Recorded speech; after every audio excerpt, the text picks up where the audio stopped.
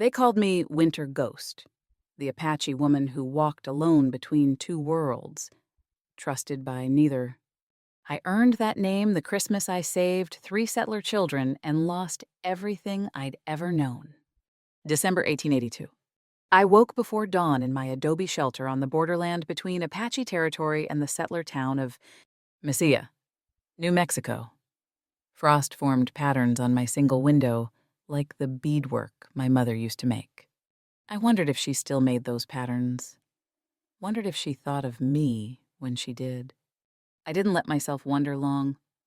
Wondering was dangerous. My morning routine never changed. I dressed in the dark, braided my hair, checked my rifle.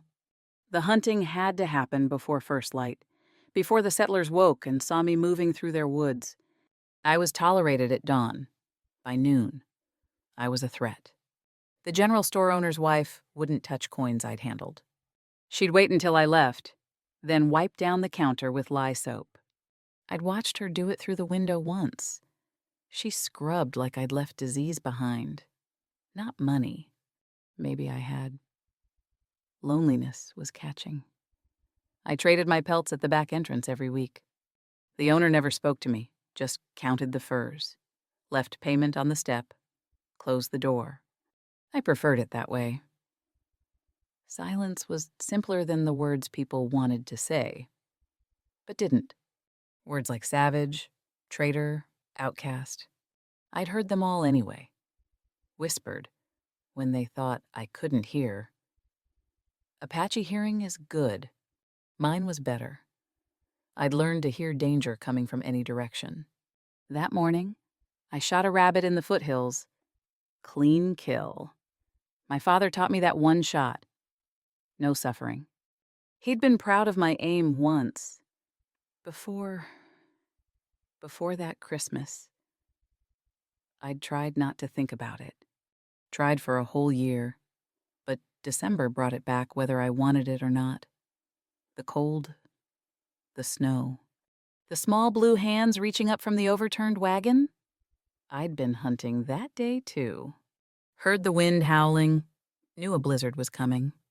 Found the wagon on my way back to Camp Wheels broken, parents frozen in the driver's seat. 3 children huddled underneath, 4 years old. 6, 8. Their lips were blue. Their eyes were terrified. They didn't even cry anymore. Too cold for tears. I knew what I should do. My tribe had been clear about our position. The settlers were taking our land, killing our buffalo, breaking every treaty. We did not help them. We especially did not save their children, who would grow up to take even more. The tribal council had said it plainly, let them face the consequences of their own foolishness. I'd stood there in that howling wind for maybe 10 seconds. That's all. 10 seconds to decide. Then I pulled the children out, wrapped them in my blanket, carried the oldest, dragged the other 2, switched when my arms gave out, walked 5 miles through the blizzard to the mission, left them on the steps, pounded until someone answered, disappeared before they could see my face. But someone had seen, someone always saw. The tribal council summoned me 3 days later. I'd thought maybe they'd understand. Maybe they'd see that children were children. That small hands didn't know about land treaties or broken promises. I was wrong. You chose them, the elder said. Live with them. Just like that. Exile. Everything I'd ever known my mother, my cousins, my language, my home gone. I walked away from the Apache camp carrying 1 blanket and no hope. The settlers didn't want me either. Oh, they were grateful I'd saved the children. Dr. Harrison came to find me, thanked me, offered payment, but his eyes never quite met mine. And when I tried to stay near town, people crossed the street. Mothers pulled their children close. I was Apache. That was all they saw, all they'd ever see. So I built this shelter on the borderland, neither here nor there, belonging nowhere. 1 tin cup. 1 plate, 1 blanket, 1 rifle, 1 woman, everything singular. I'd learned not to expect kindness. Expecting nothing meant surviving everything. That morning, I cleaned the rabbit, hung the meat to dry, washed my hands in the icy creek. The water was so cold it burned. I was used to burning. Then I heard the horse. I went still. Hand on my rifle.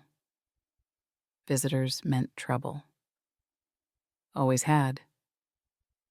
But this rider didn't hide, didn't circle, just rode straight to my door, like he had every right.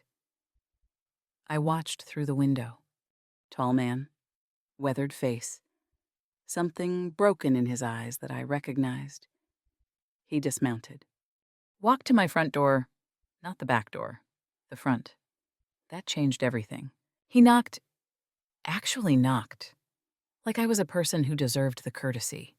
I waited, rifle in hand, watching him through the crack in the door. He saw the rifle barrel, didn't flinch, just stood there, hat in his hands, patient as stone. "Ma'am," he said, "my name's Thomas Garrett. I'd like to speak with you, if you're willing." His voice was rough from wind and grief. I knew that roughness. I carried it too.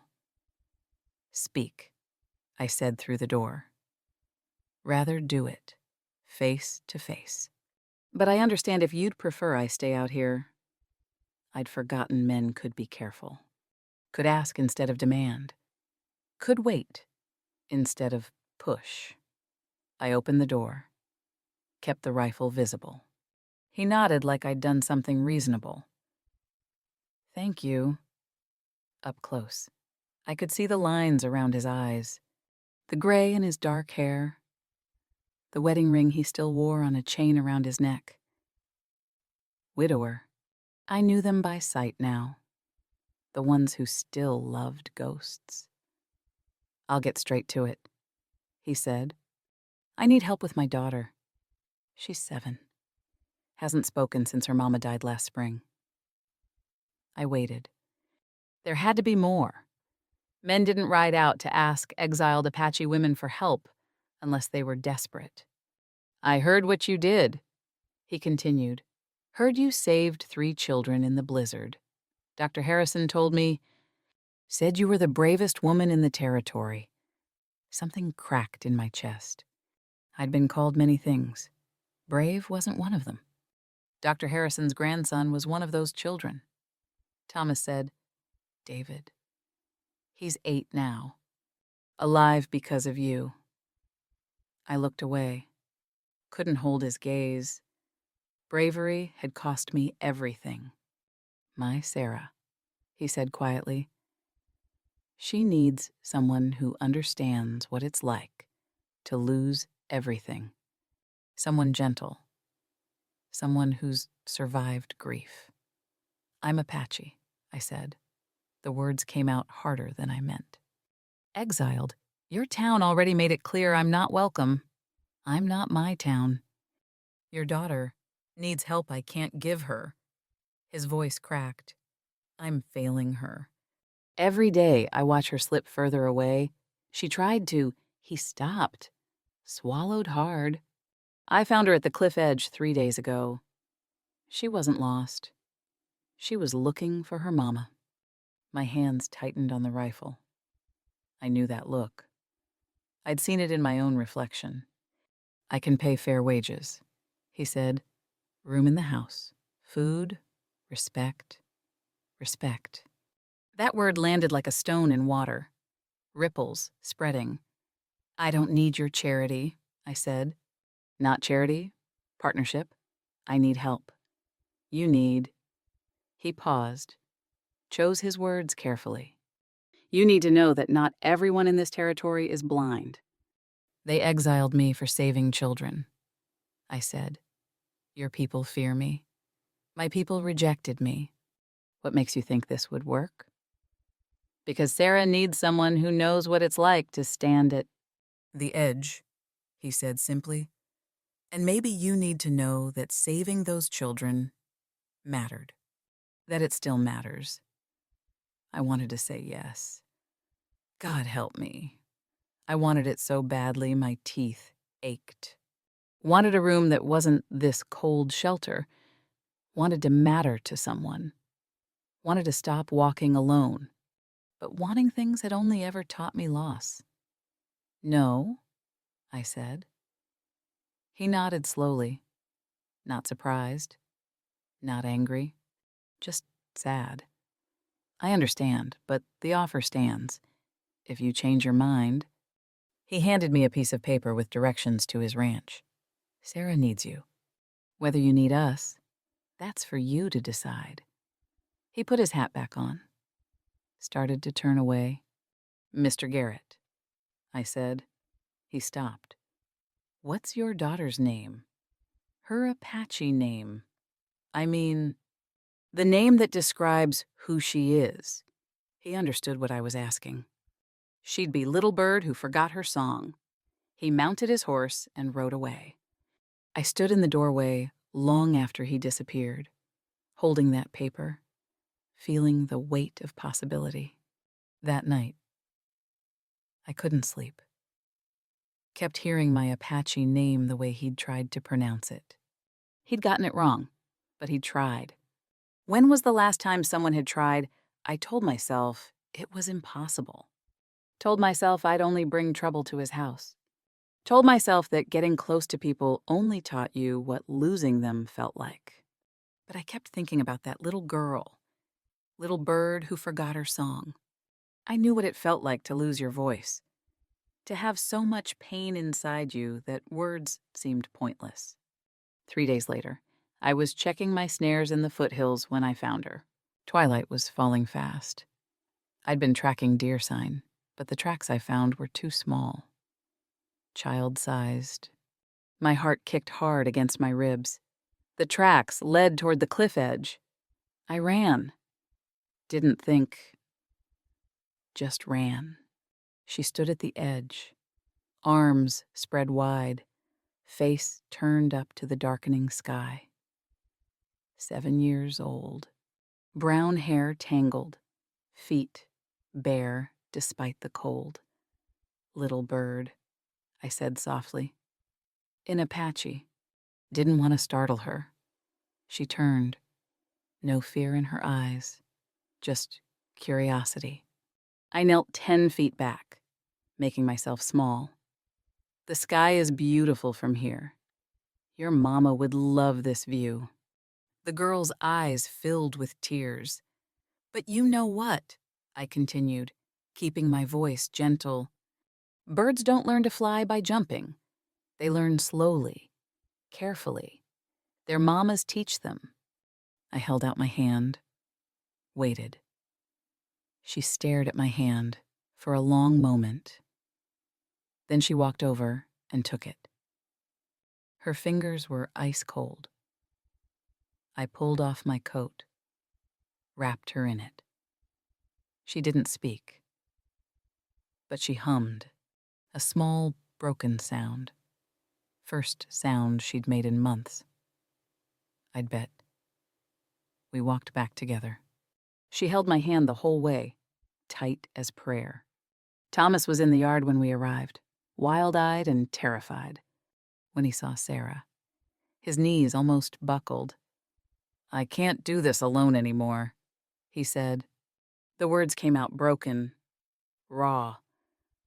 I looked at the little girl holding my hand, at the man who'd tried to pronounce my name, at the ranch house with lamplight in the windows. I'd told myself I'd stay alone, stay safe. But this child needed me, and maybe I needed to know I could still help someone, still matter. I'll come, I said, but I'll sleep in the barn, eat separately, stay out of sight when you have visitors. I was protecting them, protecting myself. Thomas shook his head. You're not livestock. Sarah tugged my hand, led me toward the house. Not the barn. Inside. Through the kitchen to a small room off the back. There was a bed. A real bed. With a quilt. A window facing east. A chair. A small table. This was the hired hands room, Thomas said. But he moved on last year. It's yours if you want it. Sarah looked up at me. Still didn't speak. But her eyes said, please, just until she smiles again. I said, just until she's safe. I was lying to myself. I knew it even then. Thomas seemed to know it too. Whatever you need to tell yourself, but your family here, that's not negotiable. Family. I'd lost that word a year ago. Didn't know how to hold it again. That first night, I lay in a real bed for the first time since my exile. The quilt smelled like lavender. The window showed stars. Same stars that watched over Apache camps and settler ranches. Same sky covering everything. Maybe some things existed everywhere. Maybe I could too. I wondered when I'd started hoping again. Wondered if hope would break me this time. Through the wall, I heard Sarah crying softly. Heard Thomas's low voice comforting her. Heard the sounds of family. I'd thought saving those 3 children was the end of my story. Maybe it was the beginning. The first morning, I woke before dawn. Old habit. I dressed quietly, braided my hair, stepped into the kitchen. Coffee was already brewing. Thomas stood at the stove, still in his work clothes from feeding the horses.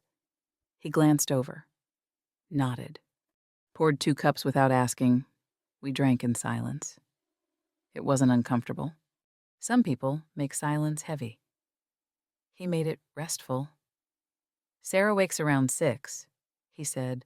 Likes oatmeal. Won't eat eggs anymore. Her mama used to make eggs. I understood. When my father died, I couldn't eat venison for a year. He'd taught me to hunt deer. Every bite tasted like loss. I can make fry bread, I said. If you have flour, teach me. I almost dropped my cup.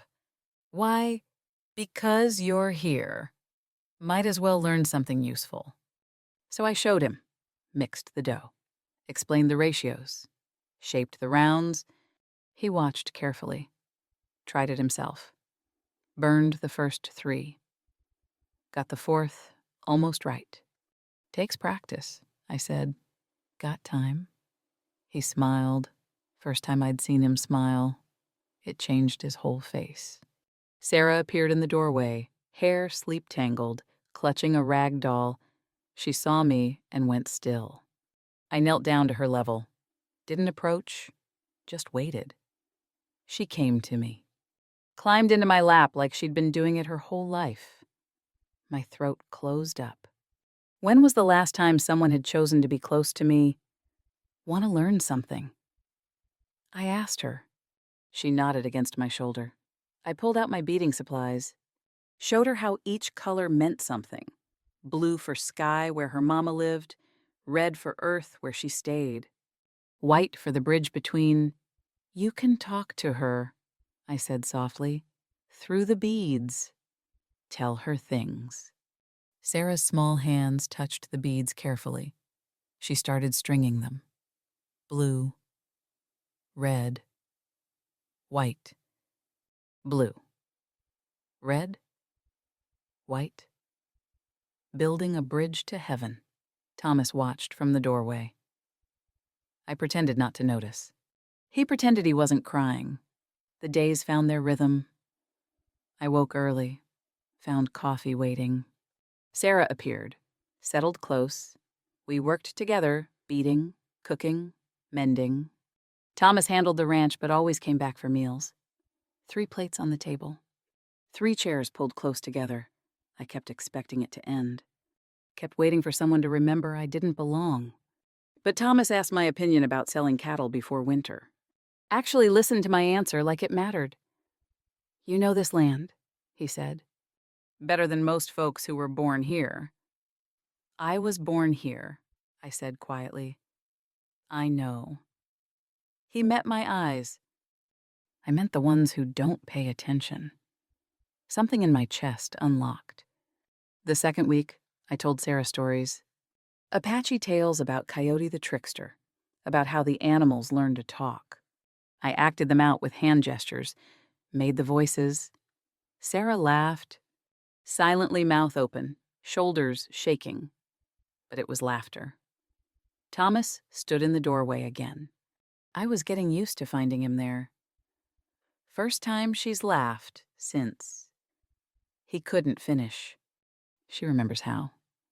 I said, sometimes we just forget we're allowed to be happy. I was talking to myself as much as to him. Sunday came, Thomas said. We go to town for supplies. You can stay here if you'd rather.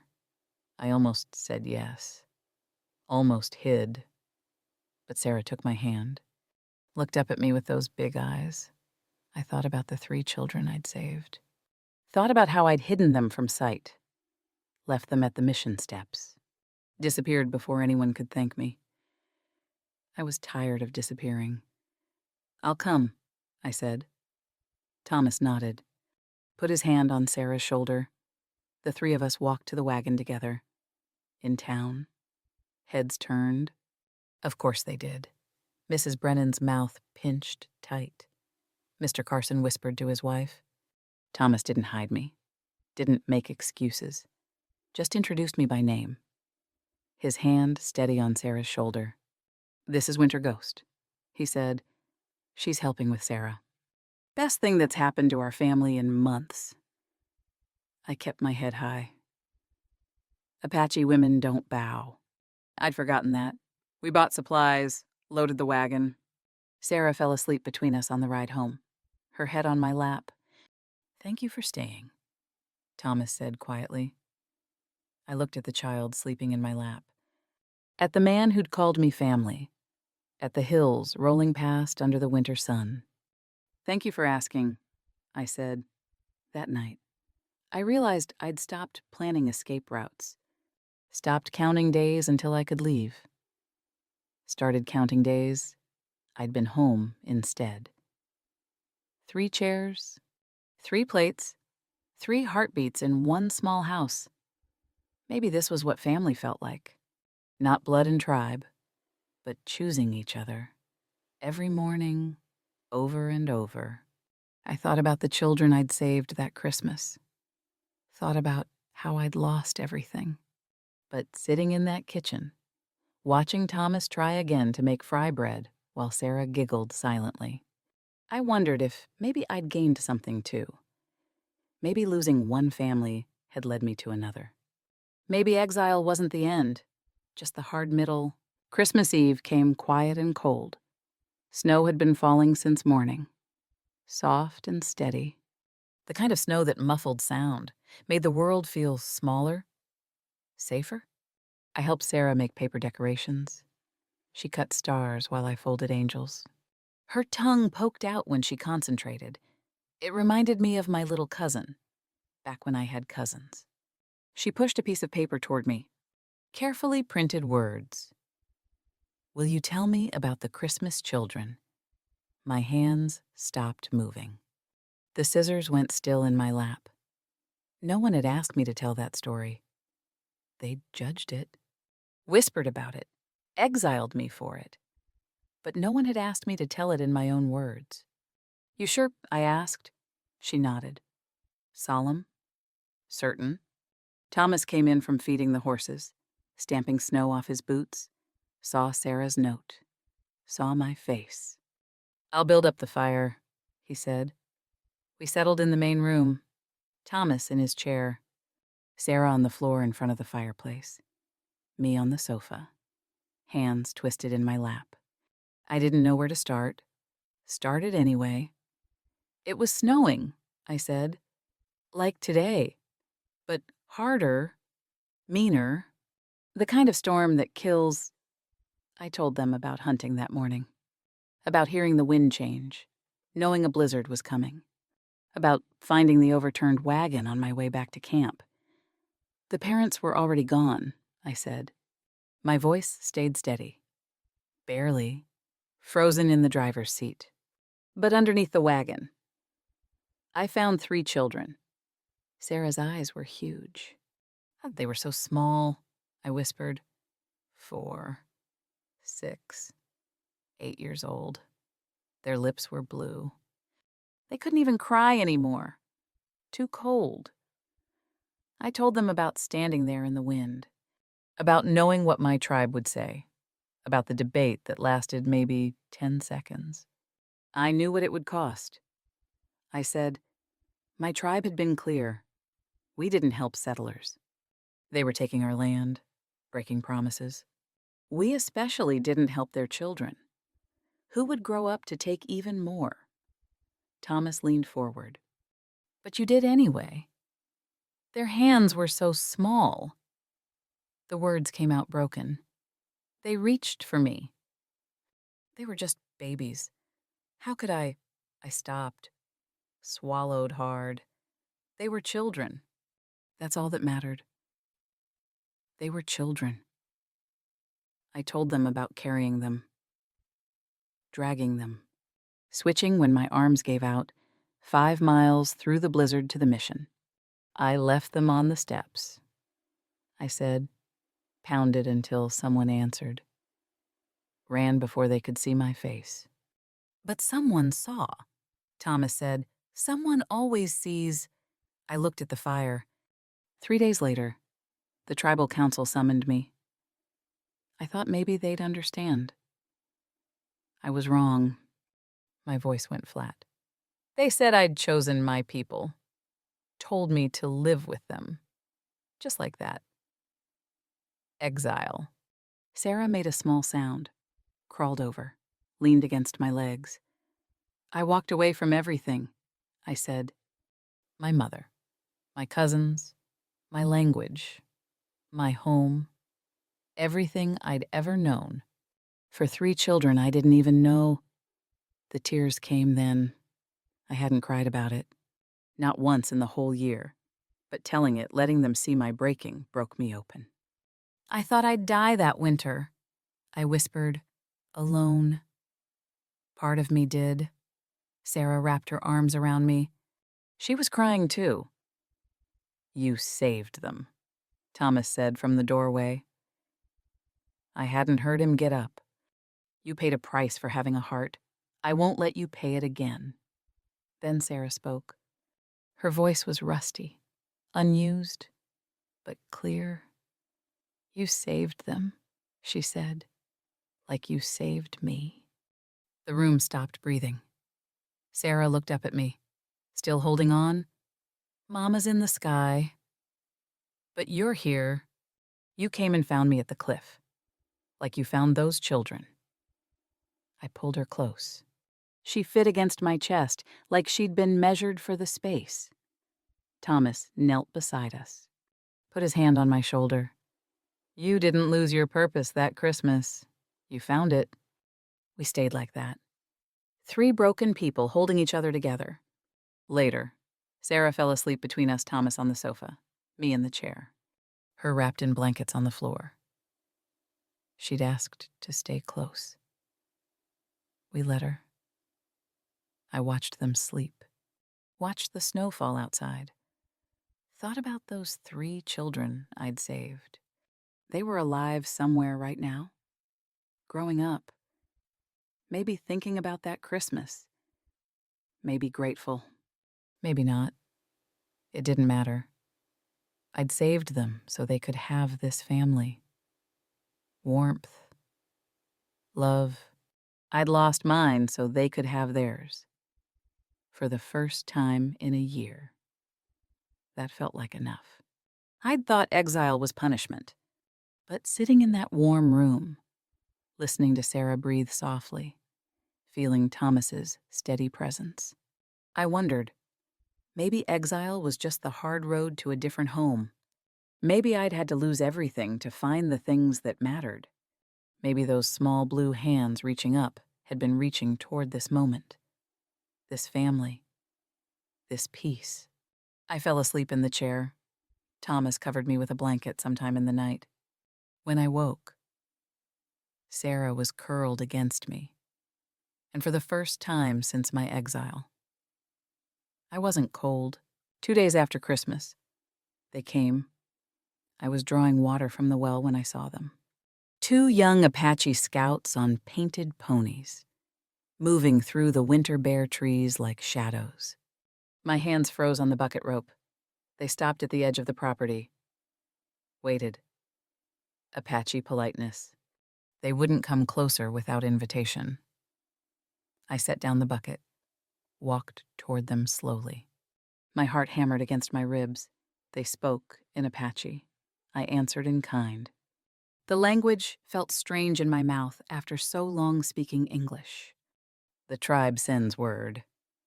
The younger one said, he'd been a boy when I left. Nearly a man now. You may return for the winter gathering. The council has agreed.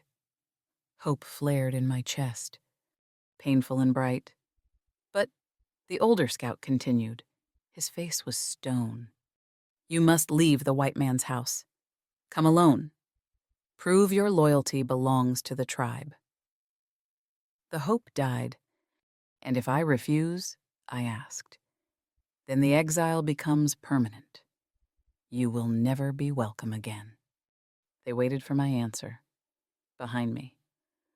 I heard the ranch house door open. Thomas would be watching. Part of me ached for it. My mother would be at that gathering. My cousins. The songs. The language. The belonging I was born to. But I thought about Sarah's silent laughter. Thomas's careful respect. The 3 plates on the table. Tell the council, I said slowly, that I made my choice. That Christmas. I'm choosing it again now.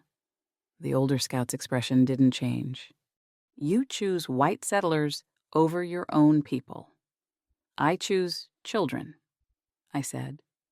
All children. I choose the family I've made over the family I was born to. That's my answer. They rode away without another word. I stood there until they disappeared. Stood there until my hands stopped shaking. Thomas was in the doorway when I turned back. He'd seen everything. Understood everything. You could have gone, he said quietly. No. I said, I couldn't. That Sunday, the trouble came from the other direction. We went to church, Sarah insisted. She'd been speaking more each day, wanted to sit with the other children. But when we entered, Mrs. Brennan stood up. Pastor, she said loudly, I must address the situation that has been troubling many of us. The pastor sighed. Mrs. Brennan, this is neither the time nor that woman, she pointed at me, is a corrupting influence. An Apache living among us, near our children. Mr. Garrett may be grieving, but he's not thinking clearly. For the safety of our community, she must go. Several people nodded. Mr. Carson. The Hendersons. Others I didn't know. Thomas stood. She has more decency than half this church. She saved Dr. Harrison's grandson. She's helped my daughter speak again. She stays. Then we'll take our business elsewhere. Mr. Carson said, won't buy your beef, won't trade with you. You'll see how long you last when the whole town turns against you. People were standing, choosing sides. Most chose Carson's. Sarah grabbed my hand, squeezed tight. We should go. I whispered to Thomas. We're not done with service, he said, stubborn as stone. But that week, 3 customers canceled their orders. Sarah came home from school crying the other children had been told not to play with her. Thomas's face grew more lined each day. I was poisoning them. Everything I touched. I ruined. Friday night, I packed my things. I'd save them one more time. By leaving, it was past midnight. I folded my few belongings carefully. The quilt Sarah had helped me choose. the beading supplies, the coffee cup that had become mine. I'd leave before dawn, spare them the goodbye, spare them the cost of keeping me. Everything I touched, I destroyed. Better to be a ghost than a curse. I told myself it was noble sacrifice. The truth was uglier. I was running before they could send me away. Before I could watch them realize I wasn't worth the cost, Sarah appeared in the doorway. She didn't speak, just stood there in her nightgown, eyes devastated. Then she walked to my bag, picked up the quilt, carried it back to the bed, started unpacking everything I'd packed. "Sarah," I whispered, "I have to go. I'm hurting you. I'm hurting your father." She kept unpacking, tears running down her face. "Please understand," I said. "This is better. This way you can have friends again. Your father can sell his cattle. Everything will be—" She shoved a piece of paper at me. Her handwriting was shaky. "Everyone I love leaves. Please don't. Please." I broke. Thomas filled the doorway. He'd heard the noise, saw the scene, understood immediately. "So, you're running," he said. Not a question. "I'm protecting you."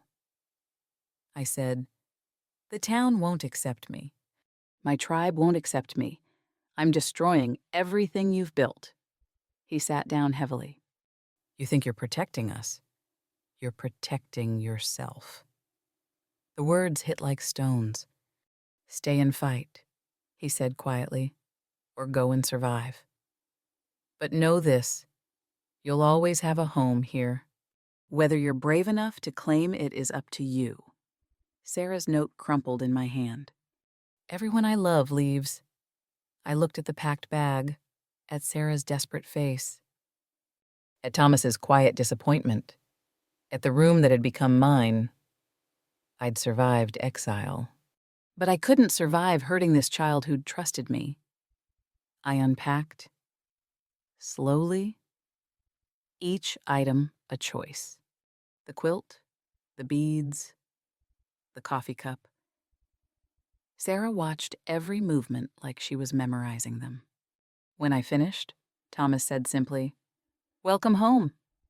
I believed him. I didn't sleep that night. Lay in bed watching shadows move across the ceiling, listening to the house breathe around me. I'd almost left. Almost proved Sarah right that everyone she loved disappeared. The thought made me sick. Morning came gray and cold. I dressed, went to the kitchen. Thomas was already there. Coffee brewing. He poured 2 cups, didn't mention last night, just handed me one and said, "Thank you for staying. I'm sorry I almost don't." He met my eyes. "You were scared. Fear makes us want to run." "I understand fear." Sarah appeared, went straight to me, hugged me hard. I held her close, breathing in her child smell of soap and sleep. "I'm not going anywhere," I whispered. "I promise." She nodded against my shoulder. But the town's pressure kept building. Another customer canceled, then another. Mrs. Brennan organized a petition to ban me from town entirely. Thomas's jaw got tighter each day. He didn't complain, just worked harder. Sold cattle at lower prices to buyers from Santa Fe who didn't care about my presence. I watched him carrying the weight of keeping me. Watched the lines deepen around his eyes. That evening, after Sarah went to bed, I found him on the porch. He stood looking at the stars, shoulders bowed. "You can't keep doing this," I said. "Doing what? Losing everything for me." He turned. "I'm not losing anything that matters. Your business will survive, maybe smaller, but it'll survive. The town isn't my family. You are—" Sarah is That's what matters. The words settled in my chest, like warm stones. I didn't know men like you existed, I said quietly. Men like what? Men who see people instead of categories, who choose right over easy. He smiled slightly. I didn't know women like you existed either. Women brave enough to save children and lose everything. Women strong enough to survive exile. Women who make fry bread and tell stories that make my daughter laugh again. Something shifted between us. The air felt different, charged. Thomas, I said, testing his name in my mouth. Winter Ghost, he said back. Not Winter. My whole name.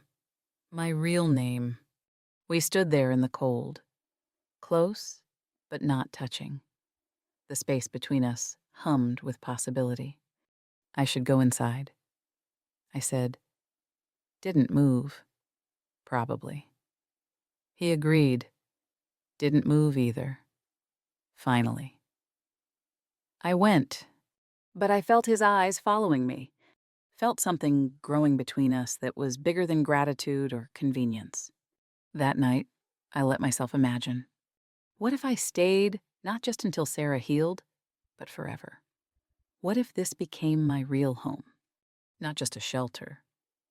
What if I let myself want something again, want someone? The thought terrified me. Wanting things had only ever taught me loss. But maybe, whispered a small voice, maybe wanting was worth the risk. I thought about those 3 children I'd saved, thought about how I'd chosen them despite knowing the cost. Maybe love was always like that. Maybe choosing someone meant accepting that losing them would break you. But choosing anyway, because some things were worth the breaking. I fell asleep thinking about Thomas's hands, the way they were gentle with tools and horses and his daughter, the way they might be gentle with me. The next morning, Sarah asked me to teach her an Apache blessing. I taught her the words for "May you walk in beauty." She practiced them carefully. Then asked, "Can I teach Papa?" Of course. That evening, we said the blessing together at dinner. Thomas stumbled over the pronunciation. Sarah corrected him. We all laughed. 3 voices speaking Apache in a ranch house, building bridges with words. I looked around that table at the child who'd found her voice, at the man who'd given me shelter, at the home we'd built from broken pieces, and thought, this is worth fighting for. Whatever it costs. This is worth it. I'd been exiled from one family, but I'd found another. And this time, I wouldn't run. Christmas morning, 1882. Exactly 1 year since the exile. I stood before the small mirror in my room, braiding my hair. My hands shook slightly. Thomas and Sarah waited by the wagon. We were going to church. I could stay home, hide, stay safe.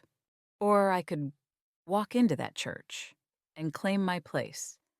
I thought about the 3 children I'd saved, thought about how I'd hidden them from sight, left them at the mission steps, disappeared before anyone could thank me.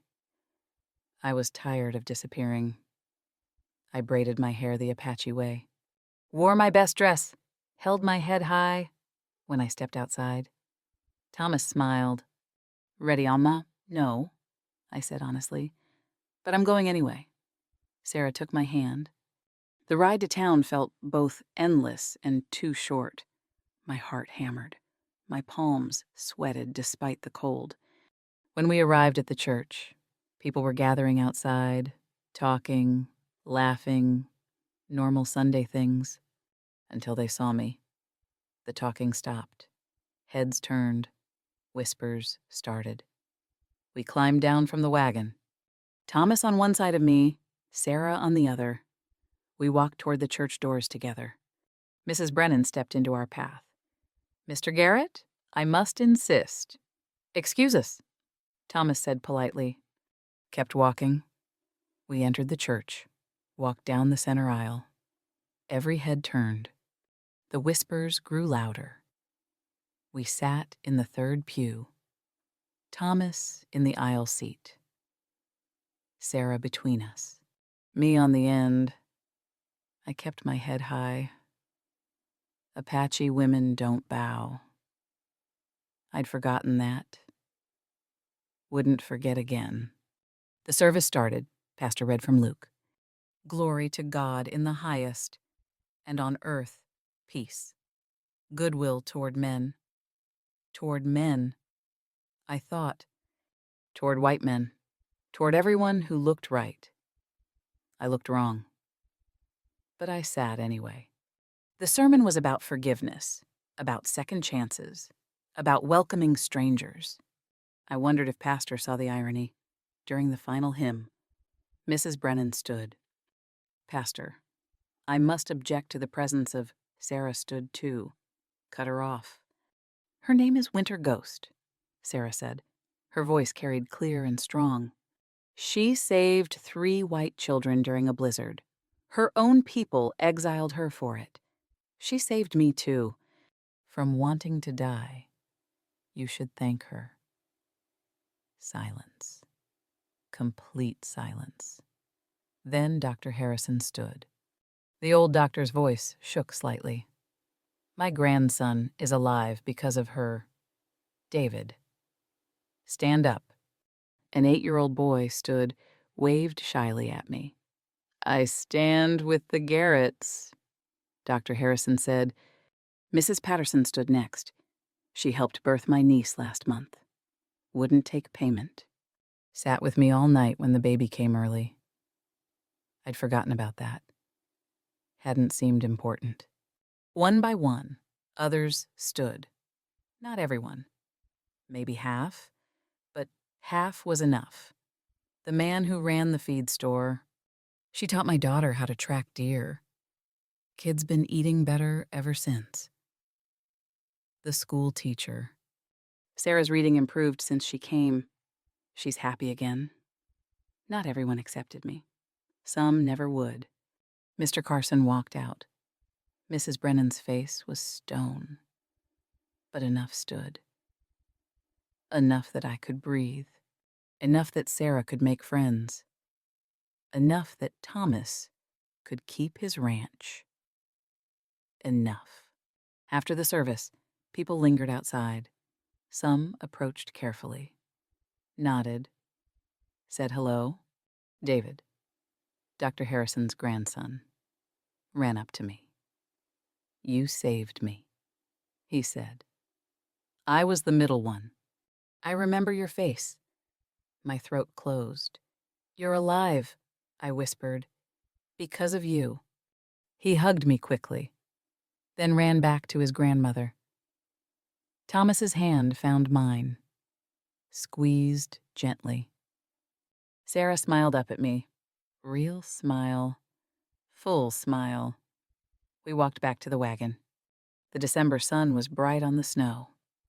Cold, but beautiful.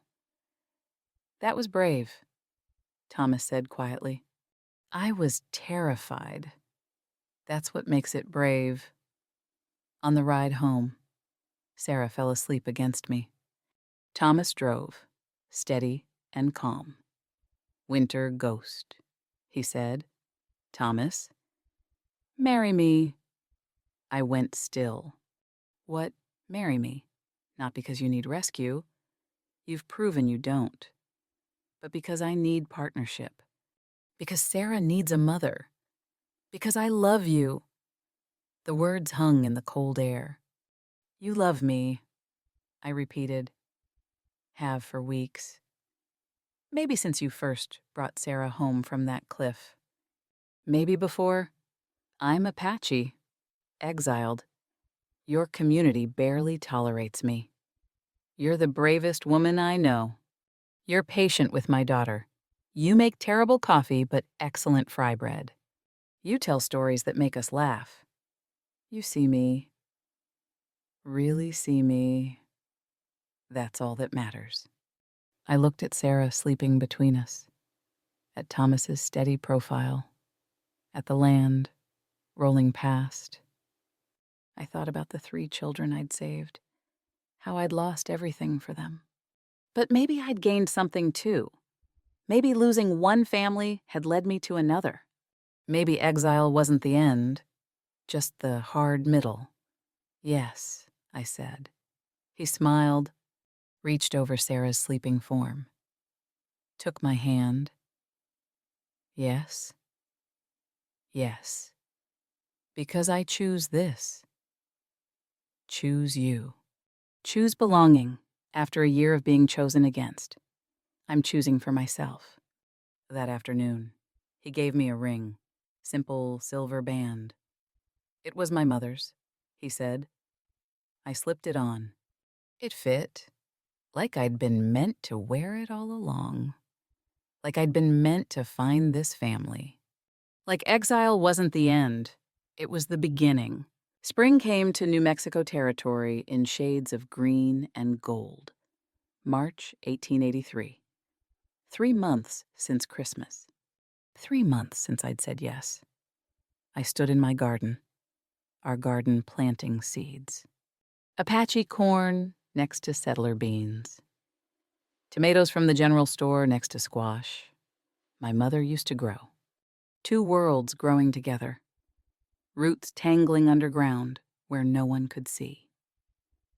Sarah appeared at my elbow. Can I help always? I said. She knelt beside me, small hands patting soil around the seeds. She hummed while she worked, a song her mother used to sing. Thomas had told me she'd started singing again last week, small miracles, daily resurrections. Thomas came around the corner of the house, leading his horse, saw us in the garden, smiled that smile that still made my chest feel too small. Mrs. Garrett, he said, testing the name. Mr. Garrett, I said back, smiled. We'd married in February. Small ceremony. Dr. Harrison officiated. Sarah held both our hands. Some people came, some didn't. That was fine. We didn't need everyone. Just enough. I'd kept my Apache name too. Winter Ghost Garrett. Both names. Both worlds. Both parts of me. Sarah called me both names interchangeably. Sometimes Mama. Sometimes Winter Ghost. I answered to all of them. I was learning you could be many things at once. Apache and rancher's wife. Exile and mother. Ghost and woman. Broken and whole. The Apache women visited sometimes now. Came to trade. Spoke to me in our language. My mother hadn't come yet. Maybe never would. That was a grief I carried. Probably always would. But some of the younger women brought their children. Asked me to teach them tracking, beadwork, stories. I taught them. Passed on what I knew. Built bridges with knowledge. The settler women came too. Slowly. Carefully. Asked about herbs. About childbirth. About surviving hard things. I helped them. That's what healers do. I existed between 2 worlds. But as a bridge now, not an exile. Sarah brought me back from my thoughts. Will you tell me another story about Coyote? After dinner, I promised. Thomas came over, kissed the top of my head. Casual, easy, like we'd been doing this for years instead of months. David Harrison's coming by later, he said. Wants to learn tracking. David, the 8-year-old I'd saved. The middle child with blue lips and scared eyes. He came every week now. Brought his younger brother, his sister, other children whose parents allowed it. I taught them all. Apache and settler children together, learning to read tracks and stars. Learning that people were more than their tribes. That evening, we sat on the porch. 3 of us. Thomas in his chair, Sarah between us on the steps, me beside her. The sun set gold and orange. Spring air smelled like rain and new grass. Promise. I'm happy, Sarah said suddenly, like it surprised her. Good, Thomas said, voice rough with feeling. Me too, I said, meant it. We sat in comfortable silence, watched the stars come out. Same stars that covered Apache camps and settler ranches. Same sky holding everything. Later, after Sarah went to bed, Thomas found me in the kitchen, wrapped his arms around me from behind. What are you thinking? He asked. About names. I said, all the names I've carried. My Apache birth name, Winter Ghost, Mrs. Garrett, Mama. Which one feels right? All of them. I turned in his arms. I used to think I had to choose, be one thing. But I'm learning you can hold many names, many truths. You just have to be brave enough to carry them all. He kissed me, gentle, sure. You know what I think, he said. What? I think you're the bravest person I've ever met. I laughed. I ran. I almost left. I was terrified. But you stayed. That's what brave means. Being terrified and staying anyway. That night, I stood at my window. Our window. Looked out at the land, bathed in moonlight. I thought about that Christmas a year ago. The blizzard, the children, the choice that changed everything. I'd thought I'd lost everything that day. I was wrong. I'd planted seeds in frozen ground. Chosen compassion over safety. Chosen children over tribe. Chosen love over fear. And the seeds had grown. Not the life I'd planned. Not the family I was born to. But family, nonetheless. Sarah sleeping in the next room. Thomas beside me in our bed. The ranch we ran together. The children I taught. The women who came to me for help. The bridge I was becoming between two worlds. They still called me Winter Ghost sometimes. I didn't mind. I was a woman who'd walked through the coldest season and found spring on the other side. Who'd survived exile and found home. Who'd saved 3 children and discovered that saving people was my calling. I'd lost my tribe. But I'd gained myself, my mother used to say. The best view comes after the hardest climb. I used to think she meant mountains. Now I knew she meant life. I touched the silver ring on my finger, felt its weight, its promise, through the window. I could see the garden. Seeds waiting underground. Soon they'd push through the soil, reach for light, grow, just like I had. I'd thought that Christmas was an ending, the death of everything I knew. But endings and beginnings look the same in the dark. You don't know which you're living until the light comes. The light had come. I turned from the window. Thomas stirred in his sleep. I climbed into bed beside him. He pulled me close without waking. I closed my eyes, let myself rest. Tomorrow. David would come for his tracking lesson. Sarah would string more beads. Thomas would teach me about the cattle business. The Apache women might visit. The settler wives might ask for herbs. I would teach. I would help. I would build more bridges. I would be Winter Ghost and Mrs. Garrett and Mama and teacher and healer and bridge. I would be all of me. Finally. Completely. They say you can't go home again. Maybe not. But you can build a new one. From broken pieces and second chances. From small hands reaching and large hearts opening. From choices made in blizzards and courage found in spring. I found where I belong. Right here. Right now. Home.